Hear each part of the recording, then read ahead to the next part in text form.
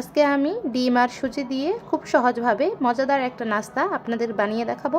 প্রথমে নিয়ে নিব একটা ডিম, দিয়ে দিব হাফ চা চামচ লবণ আর 1/4 কাপ চিনি। এখন এই সবগুলো উপকরণ একটা হ্যান্ড হুইক্সের সাহায্যে ভালোভাবে মিশিয়ে নিব।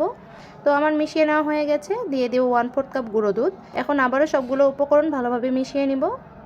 আমার মিশিয়ে নেওয়া হয়ে গেছে, এখন দিয়ে দিব সুজি। অল্প অল্প করে সুজি দিয়ে আমি একটা ডো বানিয়ে নিব।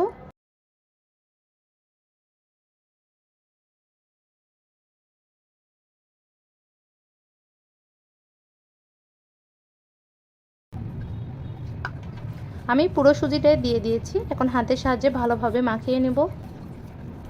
আমার মাখিয়ে নেওয়া হয়ে গেছে। এ পর্যায়ে রেস্টে রেখে দিব 10 মিনিটের জন্য। তো 10 মিনিট হয়ে গেছে। হাতে সামান্য তেল লাগিয়ে নিয়েছি এবং নাস্তাটা রেডি করে আমি প্লেটে রাখবো, সেজন্য প্লেটের মধ্যে একটু তেল লাগিয়ে নিলাম।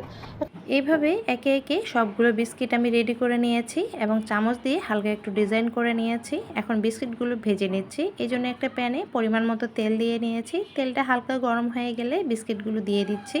এক পাশটা ভাজা হয়ে গেলে বিস্কিটগুলো উল্টিয়ে দিচ্ছি এবং অপর পাশে ঠিক একই কালার করে ভেজে নিচ্ছি। তো বিস্কিটগুলো আমার ভেজে নেওয়া হয়ে গেছে, দেখতে পাচ্ছেন অনেক সুন্দর একটা কালার এসেছে। বিস্কিটগুলো আমি তুলে নিচ্ছি।